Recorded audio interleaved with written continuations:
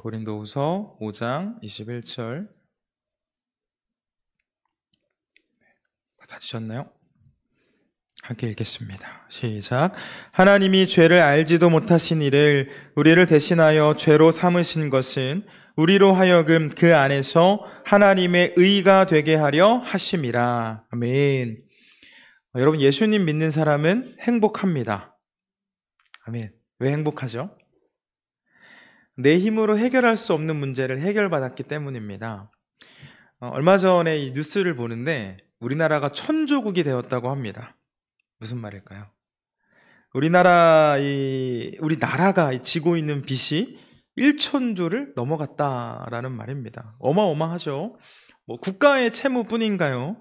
개인적으로 빚을 갖고 있는 사람들도 참 많죠. 만약 여러분에게 빚이 있다면, 그런데 그 빚이 내가 정말 아무리 일을 해도 갚을 수 없고 계속해서 늘어나고 있다면 어떨까요? 그 빚만 생각하면 답답하겠죠. 앞으로의 삶이 막막합니다. 열심히 일해서 갚을 수 있을 정도의 수준이면 한번 파이팅 해보겠는데 그 수준을 넘어가면 삶의 의욕을 잃을 수 있습니다. 그런데 만약 누군가 나에게 와서 그 빚을 다 갚아준다고 하면, 그리고 정말 갚아준다면, 그때 우리의 마음은 기쁨으로 가득 차게 되지 않겠습니까? 내가 갚아줄 테니까 천천히 갚아주세요. 이런 말도 아니고 어떠한 조건도 없이 다 갚아준다면 그 빚 때문에 생긴 마음의 근심은 한순간에 사라지겠죠. 예수님을 믿어서 행복한 이유가 바로 이것입니다. 모든 사람은 하나님을 배신하고 그 하나님의 말씀에 불순종하는 죄를 지어서 죽음을 향해 가고 있었습니다. 이 생명이신 하나님을 거부했기 때문에 생명으로 가까이 가지 못하고 죽음을 향해 가는 존재가 우리였다라는 거죠. 그러나 예수님께서는 우리에게 있는 죄값을 다 치러 주셨습니다. 우리 중 누구도 스스로는 죄의 문제를 해결할 수 없고 이 땅에 존재하는 누군가의 도움으로도 해결할 수 없는 그 문제를 예수님께서 어떠한 조건도 없이 해결해 주셨습니다. 죄를 지은 사람이 죽어야 하는데 죄 없으신 예수님께서 우리를 대신해 죽어주셨고 그 예수님의 죽음이 나의 죄를 대속하는 영원한 죽음입니다 라고 고백하는 사람은 죽음으로부터 구원을 받아 영원한 생명을 누리게 됩니다. 그래서 저는 행복합니다. 여러분 행복하시죠? 네, 기억할 것은 우리는 오직 예수님을 통해서만 구원받을 수 있습니다. 다시 한번, 우리는 예수님을 통해서만 구원받을 수 있습니다. 그래서 오늘은 왜 예수님을 통해서만 구원을 받을 수 있는지, 우리를 구원해 주시는 예수님이 어떤 분이신지에 대한 말씀 나누려고 합니다. 우리 요리문답으로 말씀 보고 있는데 오늘은 12번째 물음부터 15번째 물음까지 살펴보도록 하겠습니다. 앞에 화면 보시고 함께 읽을게요. 시작. 하나님의 공의로우신 심판에 따라 현재와 영원히 징벌을 받게 된다면 어떻게 이 형벌로부터 다시 은총을 입을 수 있습니까? 하나님은 자신의 의가 충족되기를 원하시는데 그것은 스스로든 혹은 다른 누군가에 의해서든 죄에 대한 대가를 치러야 가능한 것입니다. 우리 스스로 죄의 대가를 지불하는 것이 가능합니까? 절대 그럴 수 없습니다. 오히려 날마다 죄를 더 쌓아갈 뿐입니다. 어떤 한 피조물이 우리의 죄에 대한 대가를 지불할 수 있습니까? 없습니다. 첫째, 하나님은 인간의 범죄를 다른 무고한 피조물에게 전가시키는 것을 원치 않으십니다. 둘째, 다른 피조물이 우리 죄를 감당할 수도 없습니다. 그렇다면 우리는 어떤 중보자나 구원자를 찾아야 합니까? 진실되고 의로운 인간이면서 모든 피조물보다 더 강한 존재, 즉 죄가 없는 사람이면서 참 하나님이신 존재만이 중재할 수 있습니다. 아멘. 지난 시간에 살펴본 것처럼 우리 모두는 죄인입니다. 죄인으로 태어난 우리는 죄를 짓는 것이 자연스럽습니다. 우리가 의를 행하기 위해서는 온갖 노력을 다해야 하는데 자연스럽게 행동하면, 본능을 따라서 살아가면 우리는 죄를 짓습니다. 문제는 죄에는 대가가 있다는 거겠죠. 죄를 지으면 그 죄에 대한 값을 치러야 하는데 성경은 이 죄의 죄의 값이 사망이라고 말씀합니다. 하나님께서 처음 사람 아담에게 분명하게 말씀하셨죠. 선악을 알게 하는 나무의 열매는 먹지 마라. 네가 먹는 날에는 반드시 죽으리라. 지금 이 예배당 안에 전자제품들이 많이 있는데 전기손으로 다 콘센트에 연결이 되어 있습니다. 이 콘센트에 연결이 되어야 전원이 공급이 돼서 작동합니다. 당연한 소리지만 전원이 공급되지 않으면 작동하지 않죠. 충전식도 크게 다르지 않습니다. 여러분, 하나님은 모든 생명의 근원이 되십니다. 그래서 우리는 하나님을 생명의 하나님이라고도 고백을 하죠. 그러나 사람은 이 생명이신 하나님을 거역하고 하나님을 떠났습니다. 생명을 떠나갔으니, 생명줄이 끊어졌으니 우리를 기다리고 있는 것은 죽음뿐이겠죠. 이 죽음이라는 대가를 치르고 싶지 않은 사람들은 애써 그 하나님을 피해서 도망가려 하지만 온 세상의 주인이신 하나님을 피해서 도망갈 수 있는 곳은 이 세상 어디에도 없습니다. 오히려 하나님을 피하면 피할수록, 하나님을 멀리하면 멀리할수록 우리는 생명으로부터 멀어지는 결과를 낳을 뿐이죠. 정리해서 말씀을 드리면 하나님을 거역하고 말씀에 불순종하여 죄를 지은 대가는 사망입니다. 그런데 이 최초의 사람이 하나님을 거역했는데 그 이후에 태어나는 모든 사람은 타락한 모습으로 이 죄성을 가지고 태어납니다. 자연스럽게 죄를 짓습니다. 하나님의 말씀을 지킬 능력이 우리에게는 없습니다. 그렇게 모든 사람은 자신도 모르게 죽음을 향해 가는 존재가 되었죠. 우리는 생명이신 하나님께로 연결되어져야 하는데, 하나님께 가까이 가야 하는데 나도 모르게 하나님과 정반대 방향을 향해서 걸어가고 있다는 겁니다. 여러분, 모든 사람이 죄를 짓습니다. 그리고 그 죄에는 값이 있는데 그 값은 사망이기 때문에 우리는 해결할 수가 없습니다. 그럼 이 값은, 이 죄에 대한 이 값은 내가 아닌 다른 피조물이 해결해 줄 수 있을까요? 그것도 안 됩니다. 크게 두 가지 이유로 불가능한데, 우리 요리문답으로 살펴본 것처럼 하나님께서는 무고한 다른 피조물에게 우리의 죄를 전가시키기를 원하지 않으십니다.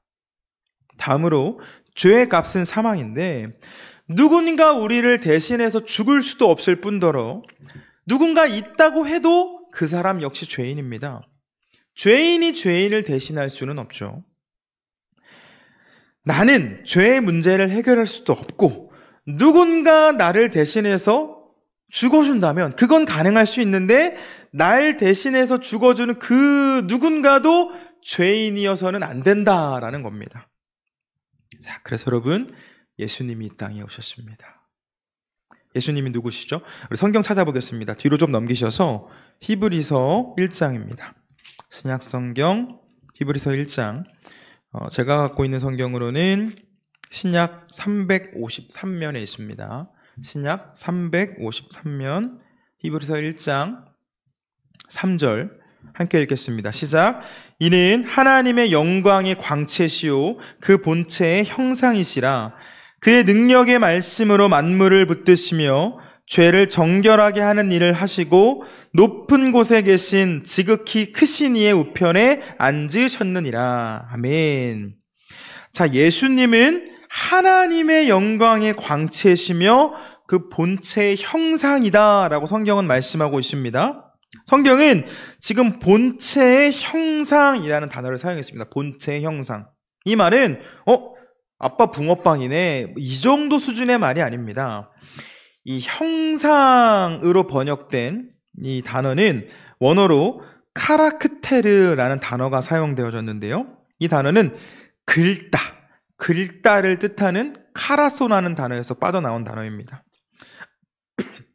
문자 그대로는 어떤 표식, 인장, 복제를 의미하는데 이 판에 이렇게 찍으면 똑같은 같은 글씨가 새겨지듯이 하나님의 본질이 이 아들 예수님과 동일하다라는 것을 지금 말씀하는 겁니다. 여러분, 우리를 위해 예수님이 오셨는데 그분이 누구십니까? 하나님과 동일한 분입니다. 하나님께서 사람의 몸을 입고 이 땅에 오신 분을 우리는 예수님이라고 말합니다. 그럼 하나님이 이 땅에 왜 오셨죠? 세상을 이처럼 사랑하사, 우리를 이처럼 사랑하사, 우리를 심판하기 위함이 아니라 우리가 죄로 인해 멸망당하지 않고 구원을 받아서 영원한 생명을 살게 하시기 위해 이 땅에 오셨습니다. 정의의 하나님은 동시에 사랑의 하나님이신데, 이 하나님께서는 우리의 불의에 대해서 그 값을 분명하게 요구하셨지만 그 값을 우리는 해결할 수 없다는 것을 아셨기 때문에 하늘의 영광을 다 포기하시고 이 땅에 사람의 몸으로 내려오셔서 우리를 대신해 죽임을 당하셨습니다. 여러분, 오직 예수님만 우리의 죄값을 치를 수 있습니다. 왜 그렇죠? 예수님께는 죄가 없기 때문에. 성령으로 잉태되어서 동정녀의 몸에서 나신 그 예수님, 이 땅에 오신 예수님은 죄가 없으신 하나님이셨지만 우리와 같은 죄인의 모습을 하시고 십자가를 지셨습니다. 우리 본문 말씀 한 번 더 볼까요?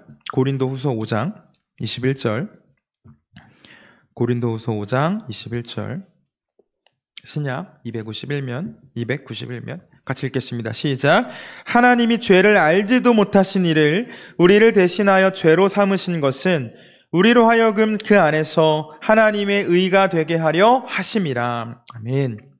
우리 모두는 불의한 존재였지만 이 생명이신 하나님을 떠나서 죽음을 향해 가는 존재였지만 죄를 알지도 못하시니까, 죄가 없는 이가 우리를 대신해 십자가에 매달려 죽으심으로 우리가 하나님의 의가 되게 하셨습니다.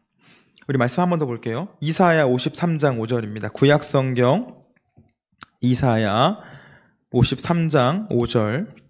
제가 갖고 있는 성경으로는 구약 1033면에 있습니다. 구약성경 1033면 이사야 53장 5절. 이 말씀은 하나님께서 구원자를 예언하면서 주신 말씀입니다. 이사야 53장 5절 함께 읽겠습니다. 그가 찔림은 우리의 허물 때문이요 그가 상함은 우리의 죄악 때문이라.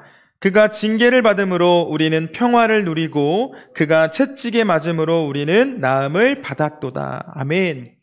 죄 없으신 예수님께서 우리의 허물과 죄악 때문에 징계를 받고 채찍에 맞으시며 십자가를 지셨기 때문에 그 말씀을 지킬 능력이 없는 우리가 말씀을 지키며 살아갈 수 있게 되었고, 선을 행할 능력이 없는 우리가 선을 행하며 살아가게 되었습니다. 여러분, 우리는 해결할 수 없는 문제를 예수님께서 해결해 주셨습니다. 우리 스스로 해결할 수 없고 그 누구도 우리를 대신할 수 없지만 하나님께서 우리와 같이 사람의 몸을 입고 이 땅에 오셔서 우리를 대신해 죄값을 다 치르시고 죽으심으로 우리를 죽음에서 생명으로 건져내 주셨습니다. 우리 말씀 한 번만 더 찾아볼게요. 히브리서 10장 16절에서 17절. 신약성경 히브리서 10장 16절에서 17절. 히브리서 10장 16절에서 17절. 신약 363면 히브리서 10장 16절에서 17절 함께 읽겠습니다. 시작. 또 그들의 16절부터 시작. 주께서 이르시되 그날 후로는 그들과 맺을 언약이 이것이라 하시고 내 법을 그들의 마음에 두고 그들의 생각에 기록하리라 하신 후에 또 그들의 죄와 그들의 불법을 내가 다시 기억하지 아니하리라 하셨으니 18절도 봅니다. 이것을 때를 사하셨은즉 다시 죄를 위하여 제사 드릴 것이 없느니라. 아멘. 하나님께서 말씀하십니다. 너희의 죄와 불법을 기억하지 않을 것이다. 너희의 죄를 모두 다 사했으니 다시는 그 죄를 위하여 드릴 제사가 없을 것이다. 할렐루야. 여러분, 예수 그리스도께서 우리를 대신하여 단번에 죽으사 불의한 자를 대신해 주심으로 우리를 하나님 앞으로 인도해 주셨습니다.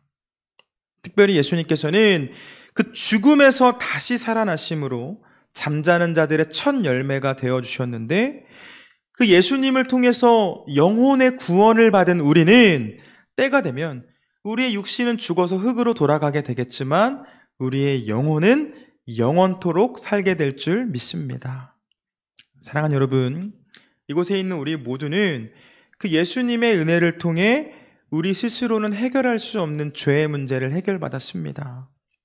예수님께서 십자가를 지심으로 우리를 묶고 있던 그 죄와 사망의 권세로부터 다 끊어내시고 자유를 주셨고, 예수님께서 다시 살아나심으로 영원한 하나님의 나라와 영원한 생명을 허락받았습니다.